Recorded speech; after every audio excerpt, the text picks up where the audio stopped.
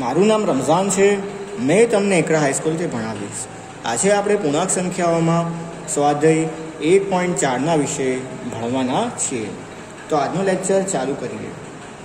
છોકરાઓ notebook complete તમે કરતા જાજો સ્વાધ્યાય 1.1થી 1.3 સુધી. આના જે પહેલા લેક્ચરમાં ભણાવ્યું છે એનું તમને નોટબુકમાં તમે સારી રીતે સ્વાધ્યાય કમ્પ્લીટ કરીને રાખી દેજો, બરાબર. તો આજે આપણે ભણવાના છીએ સ્વાધ્યાય નંબર 1.4.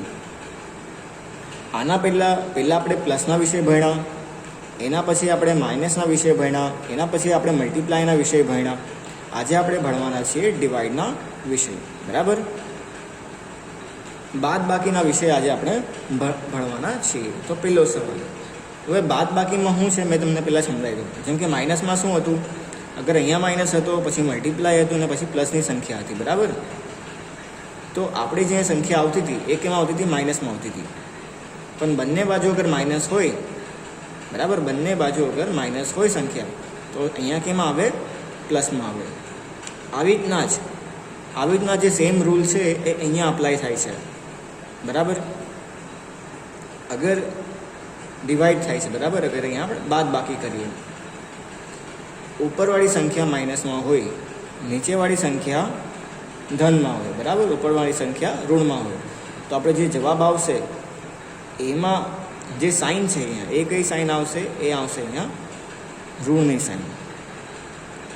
એમ જ ઉપર પ્લસ હોય ને નીચે માઇનસ હોય, તો આપણે જે જવાબ મળશે એ કઈ સંખ્યામાં મળશે? એ માઇનસમાં મળશે. અગર બંને સંખ્યાઓ અગર ઋણમાં દીધી હોય તો આપણે જે જવાબ મળશે એ મળશે પ્લસમાં, ધન સંખ્યામાં આપણને જવાબ મળશે, બરાબર. તો પહેલો સવાલમાં શું છે? જો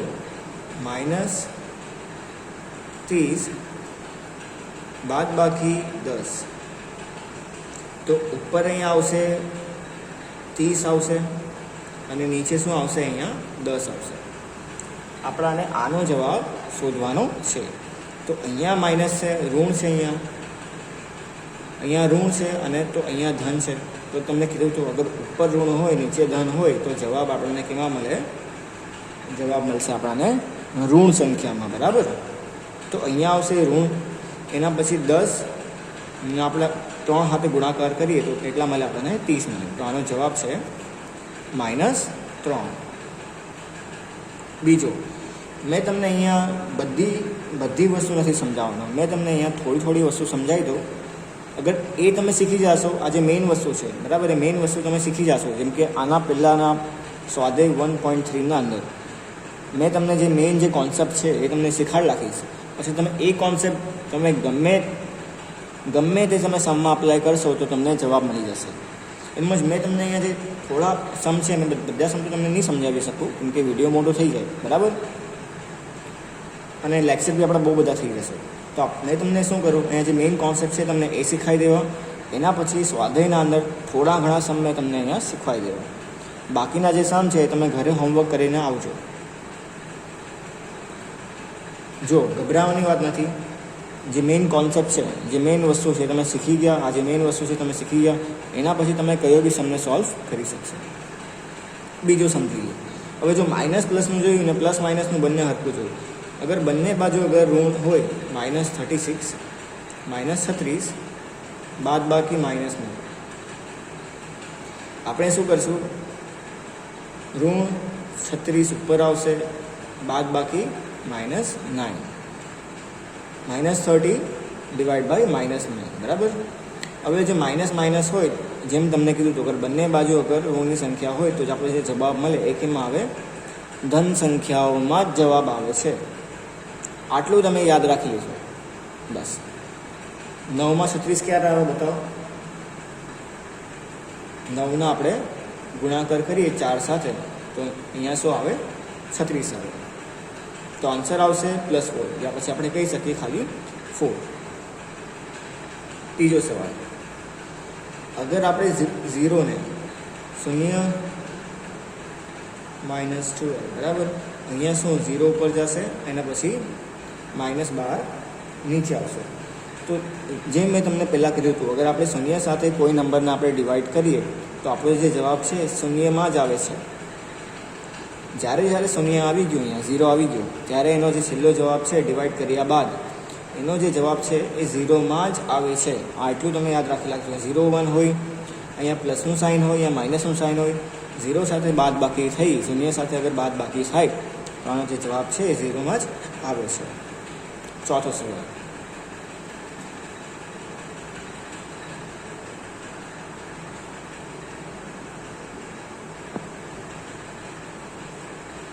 ચોથો સવાલ છે -31 ડિવાઈડ બાય -30 બસ. હવે જો સૌથી પહેલાં આપણને અહીંયા જોવાનું છે કે આ બંને વસ્તુ બ્રેકેટમાં દીધી છે, તો પહેલાં આપણે સોલ્વ કરીશું આ બંને વસ્તુને, કારણ કે બ્રેકેટમાં દીધી છે. એના પછી આપણને જે જવાબ મળશે એના પછી આપણે આના સાથે, આ સંખ્યા સાથે બાદ બાકી કરીશું. બરાબર? તો -31 બાદ બાકી. હવે આને આપણે સોલ્વ કરીએ, -30 કરીએ. બરાબર? આને હટાવી નાખીએ. -30 પ્લસ માઇનસ શું થાય યાદ છે ને? પ્લસ માઇનસ આના પહેલાંના લેક્ચરમાં આપણે ભણ્યું હતું કે પ્લસ માઇનસ હોય તો માઇનસ હોય. બરાબર? પ્લસ માઇનસ હોય તો માઇનસ હોય, યા પછી માઇનસ પ્લસ હોય તો બી માઇનસ જ આવે છે. એના પછી એના પ્લસ માઇનસ શું છે? માઇનસ, અને 1 તો 1 અહીંયા મૂકી દીધું. હવે -31 બાદ બાકી, આ તો સરખું જ લખવાનું છે. બરાબર? હવે -30 ને -31 શું આવે? માઇનસ શું આવે? માઇનસ આવે. બરાબર? પ્લસ માઇનસ શું આવે? પ્લસમાંથી પ્લસ એક સંખ્યામાં હોય ને બીજી સંખ્યામાં માઇનસ હોય તો શું આવે? અહીંયા માઇનસ આવે. અગર માઇનસ પ્લસ હોય તો બી શું આવે? માઇનસ આવે. અને માઇનસ હોય તો અહીંયા જવાબ કેવા મળે છે? અહીંયા જવાબ આપણને મળશે અહીંયા માઇનસમાં છે. તો -30 ને -1 હોય તો માઇનસ આવે, અને જે સંખ્યાઓ હોય એ શું થઈ જાય? અહીંયા સંખ્યાઓ અહીંયા પ્લસમાં હોઈ જાય છે. મતલબ 30માં અગર 1 ઉમેરીએ આપણે તો શું થાય? 31 થાય. બરાબર? માઇનસ હોય ત્યારે માઇનસ જ આવે છે, અને જે સંખ્યાઓ છે એ ટોટલ થઈ જાય છે. બરાબર? તો સંખ્યાઓનો અહીંયા સરવાળો થઈ જાય છે. 30માં 1 ઉમેરીએ તો શું થાય? 31. હવે -31 બાદ બાકી -31. જેમ તમને કીધું કે માઇનસ હોય, બરાબર, અગર બંને બાજુ માઇનસ હોય તો શું થાય? અહીંયા આપણો જે આન્સર આવે છે એ કેમાં આવે છે? પ્લસમાં આવે છે. તો જવાબ કેમાં આવશે? અહીંયા ધન સંખ્યામાં આવશે. 31 1 ગુણાકાર 31. તો જવાબ શું છે આપણો? અહીંયા 1 છે. બહુ સહેલું છે, બહુ ઇઝી છે. બરાબર?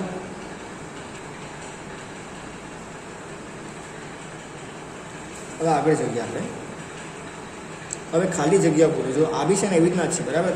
અહીંયા એ સંખ્યા દીધી છે, અહીંયા બી સંખ્યા દીધી છે, અહીંયા સી સંખ્યા દીધી છે. આ ત્રણેય સંખ્યાઓ તમને પહેલાં તમને આ ફોર્મ્યુલા યુઝ કરવાનું છે, પછી તમને આ ફોર્મ્યુલા યુઝ કરવાનું છે. એના પછી જવાનું છે તમને જવાબ અહીંયા શું આવે છે. અગર અહીંયા -3 આવશે અને અહીંયા -2 આવશે, ધારે કે અગર માની લઈએ આપણે, તો કઈ સાઇન યુઝ થશે? આ યુઝ થશે. બરાબર? અગર -3 હશે અને -2 હશે તો સાઇન યુઝ થશે આ. મતલબ આ બંને, આ સાઇનનો મતલબ શું થાય? આ બંને સંખ્યાઓ સરખી નથી. અગર આ બે સંખ્યાઓ સરખી હશે તો ખાલી એટલો સિમ્બોલ આવે છે. અગર બંને સંખ્યાઓ સરખી ના હોય તો સિમ્બોલ આ સિમ્બોલ આવે છે. બરાબર? આવી રીતના લખવામાં આવે છે. બહુ સિમ્પલ છે, તમે કરી લેજો. એના પછી હવે ખાલી જગ્યાઓ મેં તમને 1-2 બતાવી દઉં, એના પછી આપણે આગળ જઈએ. 5વો સવાલ. અહીંયા શું છે? 3 6 9 છે. 3 6 9. તો મને અહીંયા કેવી રીતના મળ્યા કે 3 6 9? અગર મેં 3 6 9 ને બાદ બાકી કરું એક સાથે તો મને અહીંયા શું મળશે? પાછી એક સંખ્યા મળી જશે. બરાબર? બીજો એક સવાલ જોઈ લઈએ છીએ. એક સવાલ આપણે કે -75 છે, બાદ બાકી કરશું કઈ સંખ્યાથી? તો આપણને અહીંયા -1 મળશે. બરાબર? -1 છે એટલે આ માઇનસની સાઇન તો નહીં જ આવશે. અગર મેં માઇનસ લખી દઉં તો માઇનસ માઇનસ અહીંયા પ્લસ થઈ જાય, મતલબ આપણી અહીંયા જે સંખ્યા છે ધન સંખ્યામાં જ હશે. અગર મેં લખી દઉં +75 તો આવી જશે એક માઇનસ પ્લસ માઇનસની સંખ્યા અને 75 ગુણાકાર 1 હું આવે 75 તો -1 આવી ગયું. બરાબર. બાકીનું તમને આવી સોલ્વ કરવાનું છે. તમને આ એક સમજાવી દઉં છેલ્લો સવાલ સ્વાધ્યાય નંબર 1.3 સોરી 1 નંબર 4 બપોરે 12 વાગ્યાનું તાપમાન 0 ઉપર 10 ડિગ્રી સેલ્સિયસ હતું. તો બપોરે 12 વાગ્યાનું તાપમાન કેટલું હતું? 10 ડિગ્રી સેલ્સિયસ હતું. જો એ 2 ડિગ્રી સેલ્સિયસ પ્રતિ કલાકના દરે મધ્યરાત્રિ સુધી ઓછું થતું હોય તો કયા સમયે તાપમાન 0 નીચે 8 ડિગ્રી સેલ્સિયસ હોય? તો પાછો જ એકવાર વાંચી લઈએ. બપોરે 12 ડિગ્રી સેલ્સિયસ 12 વાગ્યાનું તાપમાન 0 ઉપર 10 ડિગ્રી સેલ્સિયસ છે. તો 12 વાગ્યાનું તાપમાન કેટલું છે? બપોરે 12 વાગ્યાનું તાપમાન કેટલું છે? એ છે 10 ડિગ્રી સેલ્સિયસ છે. એના પછી 2 ડિગ્રી સેલ્સિયસ ઓછું થાય છે મધ્યરાત્રિ 12 વાગ્યે સુધી. તો 2 ડિગ્રી સેલ્સિયસ ઓછું થાય છે. બરાબર. ઓછું થાય છે મધ્યરાત્રિ સુધી. હવે મધ્યરાત્રિ એટલે કેટલા વાગે થાય? 12 વાગે થાય. તો 12 વાગ્યા સુધી મધ્યરાત્રિ મતલબ 12 વાગે. 12 વાગ્યા સુધી 2 ડિગ્રી સેલ્સિયસ ઓછું થાય છે અને બપોરે 12 વાગે 10 ડિગ્રી સેલ્સિયસ હતું. તો કયા સમયે તાપમાન 0 નીચે 8 ડિગ્રી સેલ્સિયસ હોય? તો કયા સમયે અહીંયા જે જવાબ દીધો છે એ દીધો છે કલાકમાં દીધો છે. તો આપણે કહીશું કેટલા કલાકે 8 ડિગ્રી સેલ્સિયસ હોય છે. મતલબ જે તાપમાન છે એ કેટલા કલાકે 8 ડિગ્રી સેલ્સિયસ થઈ જાય છે. બરાબર. કેટલા કલાકે 8 ડિગ્રી સેલ્સિયસ થઈ જાય છે. પહેલો સવાલ છે. પહેલો સવાલ સોલ્વ કરીએ એના પછી આપણે બીજો સવાલ વાંચીશું. તો અહીંયા પૂછ્યું છે આપણને કે કેટલા કલાકે 8 ડિગ્રી સેલ્સિયસ થઈ જાય છે તાપમાન. તો પહેલાં આપણે શું કરશું? પહેલાં આપણે તફાવત ગોતશું કે અગર હમણાં 12 વાગ્યા છે. બરાબર. 12 વાગે છે 10 ડિગ્રી સેલ્સિયસ. અહીંયા 12નો જે કાંટો છે 12 વાગ્યાનો કાંટો એ 10 ડિગ્રી સેલ્સિયસ છે ને એ અગર 12 વાગે તાપમાન છે 10 ડિગ્રી સેલ્સિયસ. એના પછી 10 ડિગ્રી સેલ્સિયસથી તાપમાન છે ઓછો થાય છે અને એ થઈ જાય છે 8 ડિગ્રી સેલ્સિયસ સુધી. તો આ બંને વચ્ચે કેટલા કલાક આવે છે? સવાલ અહીંયા પૂછ્યો છે. પહેલો સવાલ જે આપણને પૂછેલો છે એ છે કે કેટલા કલાક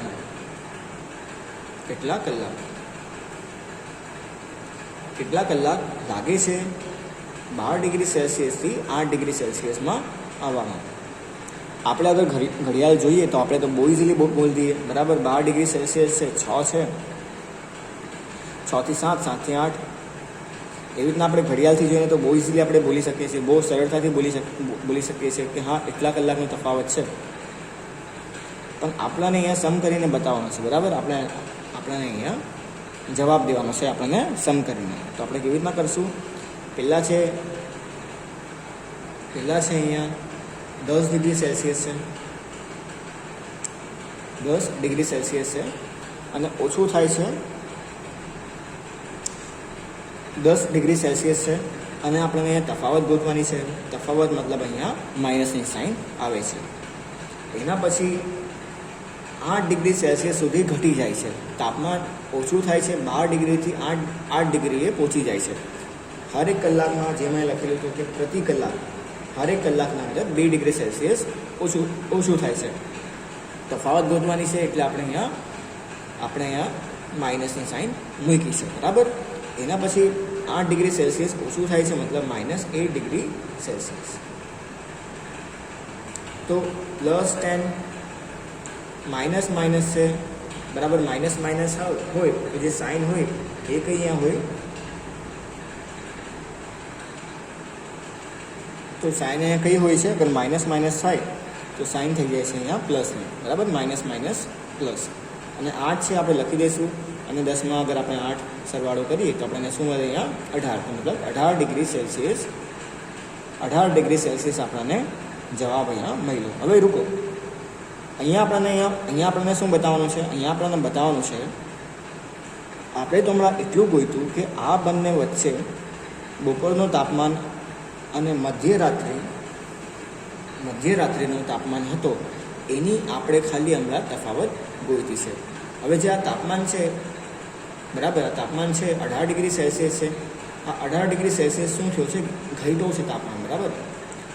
આ 18 ડિગ્રી સેલ્સિયસ તાપમાન ઘટ્યો છે, તો આપણે અહીંયા માઇનસ લખશું, કેમ કે ઘટેલો છે એટલે અહીંયા આપણે માઇનસ અહીંયા લખેલું છે, બરાબર. તો આપણને -18 ડિગ્રી સેલ્સિયસ તાપમાન છે એ અહીંયા ઘટેલો છે, બરાબર, વધ્યો નથી, ઘટેલો છે, એટલે આપણે અહીંયા માઇનસ લખી દીધું, બરાબર. આપણે એટલું કર્યું પહેલી વસ્તુ. હવે આ બંને તાપમાનના વચ્ચે તફાવત કેટલી છે? -18 ડિગ્રી સેલ્સિયસ. હવે આપણે શું કરશું? હવે આપણે જોશું અહીંયા પ્રતિ કલાક, બરાબર, હર એક કલાકના અંદર 12 વાગ્યા છે, બરાબર, અહીંયા 11 વાગ્યા છે. હર એક કલાકના અંદર 2 ડિગ્રી સેલ્સિયસ ઘટેલું છે તાપમાન. હર એક કલાકના અંદર જેમ અહીંયા લખેલું છે ને, પ્રતિ કલાકે 2 ડિગ્રી સેલ્સિયસ તાપમાન ઘટેલું છે. 11 વાગે 12 થી 11 વચ્ચે 2 ડિગ્રી સેલ્સિયસ ઘટ્યું, એના પછી 10 આવ્યું, 10માં 11માં 10ના વચ્ચે 2 ડિગ્રી સેલ્સિયસ ઘટ્યું. એવી રીતના હરેક કલાકમાં 2 ડિગ્રી સેલ્સિયસ ઘટે છે. તો એક કલાકના અંદર 2 ડિગ્રી સેલ્સિયસ ઘટે છે. તો અગર મેં આને અહીંયા અગર મેં બાદ બાકી કરું 2 સાથે, એક કલાકના અંદર 2 ડિગ્રી સેલ્સિયસ ઘટે છે. તો અગર આને મેં આપણે બાદ બાકી કરીએ આ સંખ્યા સાથે, તો 2માં 9 કેટલો આવે? 2નો ગુણાકાર 9 થાય 18, તો 9 કલાક આવ્યો, બરાબર. અહીંયા કેટલો આવ્યો? 9 કલાક આવ્યો.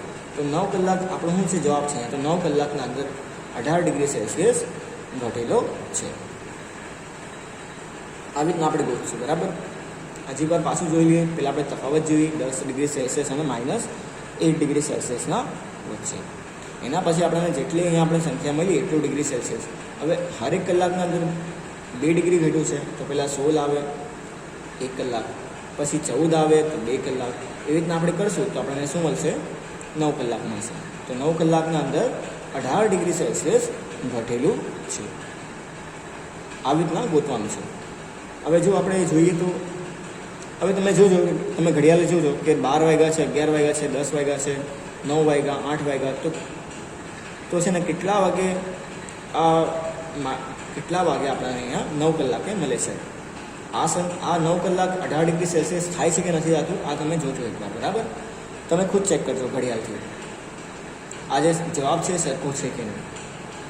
હવે બીજું હું પૂછું છે અહીંયા, મધ્યરાત્રિએ તાપમાન શું હોય? તો મધ્યરાત્રિએ તાપમાન શું હોય? તો હવે આપણે એ ગોતવાનું છે. તો કેવી રીતના ગોતશું? મધ્યરાત્રિ એટલે 12 વાગ્યા હોય, બરાબર. મધ્યરાત્રિ એટલે 12 વાગ્યા હોય. તો 12 વાગે અને હરેક કલાકે તાપમાન કેટલો ઘટે છે? -2 ડિગ્રી સેલ્સિયસ ઘટે છે. તો 24 ડિગ્રી સેલ્સિયસ થયો. ટોટલ તાપમાન અહીંયા કેટલો થયો? 24 ડિગ્રી સેલ્સિયસ થયો. હવે બપોરે કેટલું તાપમાન હતો? 10 ડિગ્રી સેલ્સિયસ હતું. તો 10 ડિગ્રી સેલ્સિયસ સાથે મેં અહીંયા પ્લસ કર્યું. તો પછી -40 ડિગ્રી સેલ્સિયસ, અહીંયા માઇનસ આવે, -24 ડિગ્રી સેલ્સિયસ તાપમાન ઘટેલું છે. તો પ્લસ માઇનસ અને અહીંયા કેટલું આવે? -14 ડિગ્રી સેલ્સિયસ. તો જવાબ અહીંયા શું આવે? તો મધ્યરાત્રિએ તાપમાન શૂન્યના નીચે 14 ડિગ્રી સેલ્સિયસ હશે. તો મધ્યરાત્રિએ તાપમાન કેટલો હોય? મતલબ 12 વાગે કેટલું તાપમાન હોય? 12 વાગે કેટલું તાપમાન હોય? બહુ સરળ છે, બરાબર. બપોરના 12થી લઈને મધ્યરાત્રિના 12ના વચ્ચે કેટલા કલાક આવે છે? 12 કલાક આવે છે. હરેક કલાકના અંદર 2 ડિગ્રી સેલ્સિયસ ઘટે છે, એટલે -2 ડિગ્રી સેલ્સિયસ. તો ટોટલ કેટલું ડિગ્રી થયું? 24 ડિગ્રી સેલ્સિયસ ઘટ્યું. એના પછી સવારે કેટલું તાપમાન, બપોરે કેટલું તાપમાન હતું? 10 ડિગ્રી સેલ્સિયસ હતું. એનાથી મેં આ કરી નાખ્યું. આ બંને વચ્ચે માઇનસ તો કરવા પડે ને, પછી આપણે જોઈ શકીએ કે કેટલું તાપમાન છે. તો કેટલું તાપમાન છે? -14 ડિગ્રી સેલ્સિયસ છે. તો આજના લેક્ચરમાં એટલું, બરાબર. બાકીના જે સમ છે એ તમને ઘરે કરીને લાવવાના છે. ચાલો હવે કાલે મળીએ આપણે.